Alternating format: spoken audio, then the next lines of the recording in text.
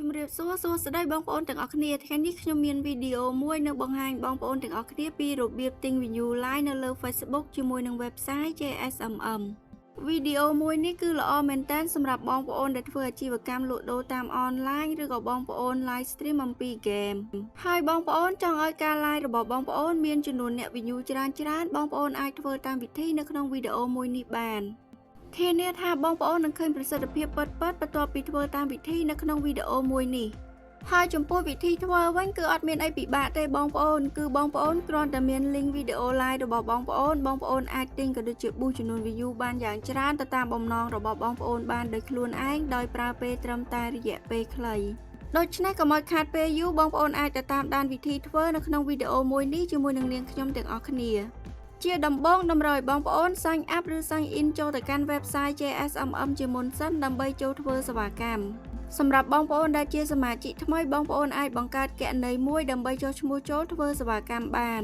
ហើយប្រសិនបើបងប្អូនអត់ទាន់ចេះបង្កើតឬក៏អត់ទាន់ចេះពីរបៀបចុះឈ្មោះចូលទេបងប្អូនអាចចូលមើល link ដែលនៅខាងក្រោមវីដេអូមួយនេះបានដើម្បីដឹងពីរបៀបនៃការចុះឈ្មោះចូលជំហានបន្ទាប់បងប្អូនឃើញមានពាក្យ Instagram Telegram នៅខាងក្រោមហ្នឹងបងប្អូនអូសវាមកបងប្អូននឹងឃើញមានពាក្យថា Facebook បងប្អូនអាចចុចចូលទៅលើពាក្យ Facebook នឹងបានហើយបន្ទាប់មកបងប្អូនអូសវាមកក្រោមបន្តិចហើយបងប្អូនចុចចូលទៅលើពាក្យថា category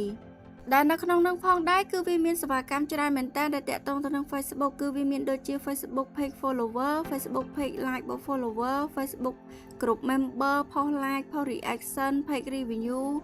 video view real view ហើយបងប្អូនអូមកក្រោមឲ្យផុតមកបងប្អូននឹងឃើញសេវាកម្មដែលមានពាក្យថា Facebook live stream view ដូច្នេះហើយសម្រាប់បងប្អូនដែលចង់ធ្វើសេវាកម្មតាក់ទងទៅនឹង live stream view បងប្អូនអាចចុចចូលទៅលើសេវាកម្មមួយនឹងបាន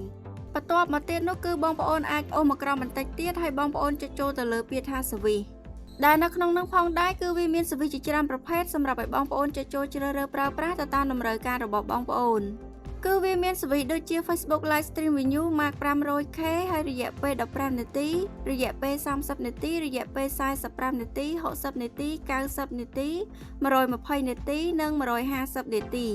ហើយចំពោះរយៈពេលទៅតាមសវិសនីមួយៗវាគឺជារយៈពេលនៃចំនួន view នៅលើការ live របស់បងប្អូនឧទាហរណ៍បងប្អូនជ្រើសរើសទៅលើសវិសដែលមានរយៈពេល15នាទីដូច្នេះនៅពេលដែលបងប្អូន boost ចំនួន view ទៅចំនួន view នៅលើការ live របស់បងប្អូនគឺវាមានត្រឹមតែរយៈពេល15នាទីទេបងប្អូនមានន័យថាបន្ទាប់ពី15នាទីក្រោយបងប្អូននឹងឃើញចំនួន view នៅលើការ live របស់បងប្អូនធ្លាក់ចុះមកវិញដូច្នេះហើយបងប្អូនចង់ឲ្យចំនួន view នៅលើការ live របស់បងប្អូនមានរយៈពេលប៉ុន្មានបងប្អូនអាចចុចចូលជ្រើសរើសទៅលើសវិសដែលមានរយៈពេលប៉ុណ្ណឹងបានហើយប្រសិនបើបងប្អូនចង់ឲ្យចំនួន view នៅលើការ live របស់បងប្អូនមានរយៈពេលយូរបងប្អូនអាចចុចចូលជ្រើសរើសទៅលើសេវាកម្មដែលមានរយៈពេលយូរបានដោយសារតែខាង website យើងខ្ញុំគឺវាមានសវិសដែលមានរយៈពេលរហូតដល់150នាទីបងប្អូនហើយសម្រាប់ខ្ញុំគឺខ្ញុំជ្រើសរើសទៅលើ service Facebook live stream view mark 500k ដែលមានរយៈពេល15នាទីនៅពេលដែលបងប្អូនបានចុចចូលជ្រើសរើស service រួចរាល់អស់ហើយបងប្អូនអូសមកក្រោមបងប្អូននឹងឃើញមានពាក្យ link នៅខាងក្រោម service ហ្នឹងហើយនៅត្រង់កន្លែងនេះគឺជាកន្លែងសំខាន់ជាងគេនៅក្នុងវីដេអូមួយនេះគឺតម្រូវបងប្អូនចូលទៅ copy link វីដេអូ live របស់បងប្អូនចូលដើម្បីទាញយក link វីដេអូ live របស់បងប្អូនបានបងប្អូនចូលទៅកាន់ការ live របស់បងប្អូនមកឧទាហរណ៍ខ្ញុំជ្រើសរើសទៅលើការ live មួយនេះដើម្បីធ្វើជាការបង្ហាញដល់បងប្អូននៅពេលដែលបងប្អូនចូលទៅកាន់ការ live របស់បងប្អូននឹងឃើញមានកន្លែង share នៅត្រង់កន្លែងនេះបងប្អូនអាចចុចចូលទៅលើកន្លែងហ្នឹងបានបន្ទាប់មកបងប្អូននឹងឃើញមានពាក្យ copy link ដែលនៅខាងក្រោមនេះបងប្អូនអាចចុចចូលទៅលើពាក្យ copy link ហ្នឹងបានបន្ទាប់ពីបងប្អូនបាន copy link វីដេអូ live របស់បងប្អូនរួចរាល់អស់ហើយបងប្អូនអាចចូលទៅកាន់ website យើងវិញដើម្បីផាស link វីដេអូ live របស់បងប្អូនចូលហើយបន្ទាប់ពីនឹងមកទៀតនោះគឺបងប្អូនអាចចូលទៅបំពេញចំនួន view ដែលបងប្អូនចង់ boost ឬក៏បងប្អូនចង់បង្កើននៅលើការ live របស់បងប្អូននៅខាងក្រោមនេះបានដែលនៅក្នុងនោះគឺបងប្អូនអាចដាក់បានយ៉ាងតិចចំនួន50ហើយយ៉ាងច្រើនរហូតដល់ 50000 view សម្រាប់ខ្ញុំធ្វើជាឧទាហរណ៍បងប្អូនខ្ញុំដាក់ត្រឹមតែចំនួន50 view ទេបងប្អូនហើយចំពោះឆាតដែលនៅខាងក្រោមហ្នឹងវាគឺជាតម្លៃសេវាកម្មនេះទៀតសោតគឺវាអត់ថេរទេបងប្អូនវាអាចនឹងប្រែប្រួលការឡើងអូតូទៅតាមចំនួន view ដែលបងប្អូនបានដាក់នៅខាងលើជាឧទាហរណ៍ដូចខ្ញុំដាក់ត្រឹមចំនួន50អញ្ចឹងតម្លៃសេវាកម្មគឺស្មើនឹង 0.034 សេនក៏ប៉ុន្តែប្រសិនបើបងប្អូនដាក់ចំនួន view នៅខាងលើនឹងច្រើនជាងនេះបងប្អូននឹងឃើញតម្លៃសេវាកម្មនៅខាងក្រោមនឹងវាអាចនឹងកើនឡើងទៅតាមចំនួន view ដែលបងប្អូនបានដាក់នឹងដូចគ្នាហើយ description នៅខាងក្រោមនេះគឺបងប្អូនអាចចូលទៅអានបានដោយសារតែវាគឺជា description របស់ service ដែលបងប្អូនបានចុចចូលជ្រើសរើសនៅខាងលើ ហើយមុនពេលដែលបងប្អូនចុចចូល Submit បងប្អូនអាចអូសឡើងលើឡើងវិញដើម្បីពិនិត្យផ្ទៀងផ្ទាត់ថារាល់សវីទាំងអស់បងប្អូនបានចុចចូលជ្រើសរើសបានត្រឹមត្រូវក៏ដូចជា link like របស់បងប្អូនបានបំពេញបានត្រឹមត្រូវប្រសិនបើបងប្អូនជ្រើសរើសក៏ដូចជាបំពេញបានត្រឹមត្រូវអស់ហើយបងប្អូនអាចចុចចូលលើ Submit នៅកន្លែងនេះបាន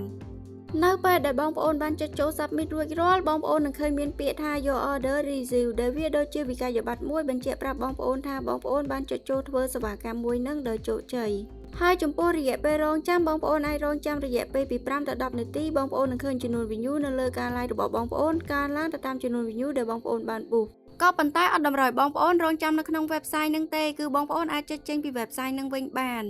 បងប្អូនអាចចូលទៅកាន់ការ like របស់បងប្អូនវិញដើម្បីពិនិត្យចំនួន view ដែលបងប្អូនបាន boost ជាមួយនឹង website JSMM ដូច្នេះសម្រាប់ការទិញឬក៏ boost ចំនួន view like នៅលើ Facebook ជាមួយនឹង website JSMM គឺមានតែប៉ុណ្្នឹងទេបងប្អូនគឺងាយស្រួលមែនតើបងប្អូនអាចសាកល្បងធ្វើតាមវិធីនៅក្នុងវីដេអូមួយនេះបានធានាថាបងប្អូននឹងឃើញប្រសិទ្ធភាពពិតៗហើយសម្រាប់វីដេអូថ្ងៃនេះក៏ដល់ទីបញ្ចប់ដែរបងប្អូនអរគុណបងប្អូនសម្រាប់ការតាមដានវីដេអូពីដើមដល់ចប់ហើយក៏សូមអធិស្ឋានផងដែរប្រសិនបើមានពាក្យពេចន៍ខុសឆ្គងឬក៏សំឡេងរំខានណាមួយជម្រាបលាបងប្អូនជួបខ្ញុំនៅវីដេអូក្រោយ